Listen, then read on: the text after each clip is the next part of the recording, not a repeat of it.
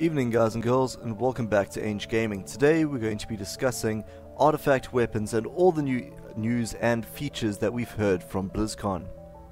In order to help us understand how artifact weapons work, they walked us through how to get the Deadwind Harvester and how you go about empowering it, some of the effects that it has, so that's going to be the main point of the discussion for today.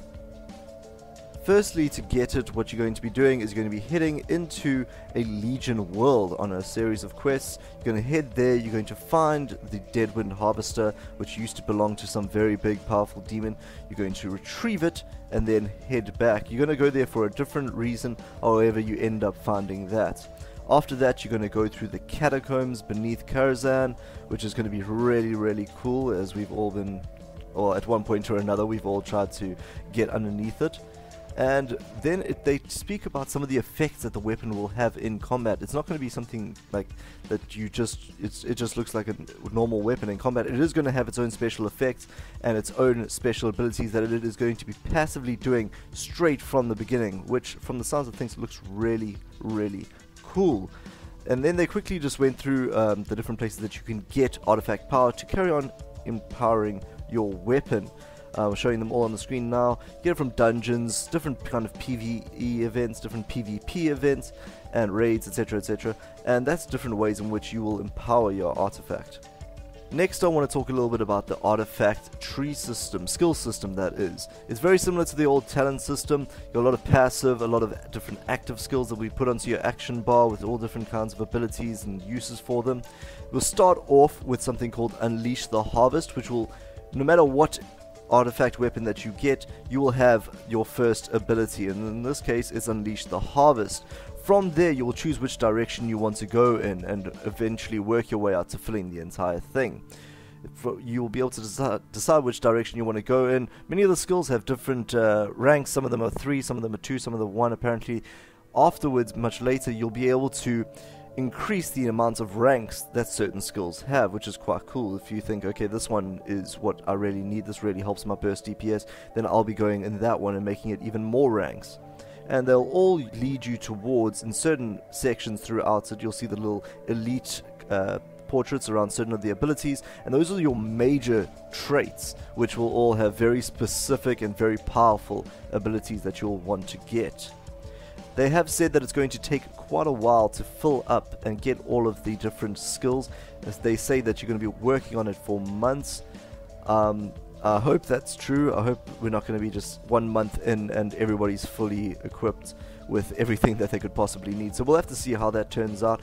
Hopefully in later patches they'll improve on the system and make it better, like they didn't for garrison features. But that's basically what we're looking at for the moment for the artifact tree. They also spoke about something called upgrading your artifacts, not with your standard runic power from what I understand.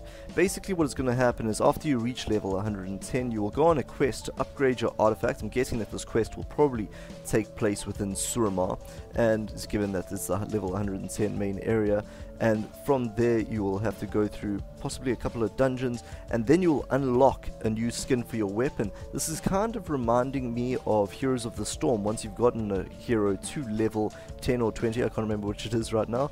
Once you've gotten it there, you get the chance to unlock a new skin for that hero, and it's basically working on the same thing. You'll get your standard skin, for instance, of the Ashbringer, and then once you get to level 110, you'll get the Ashbringer's master skin, and then from there you'll go on and you'll start unlocking more and more skins for your weapon, judging on whatever kind of playstyle you're used to, whether you're PvE or PvP. You'll go off and you'll get those specific skins for your weapon.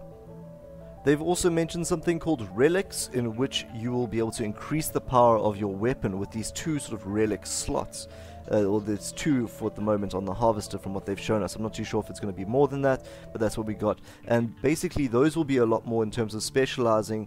Maybe if you want to go on single target damage, or if you want to spread out with another thing and go into AoE predominantly in your playstyle.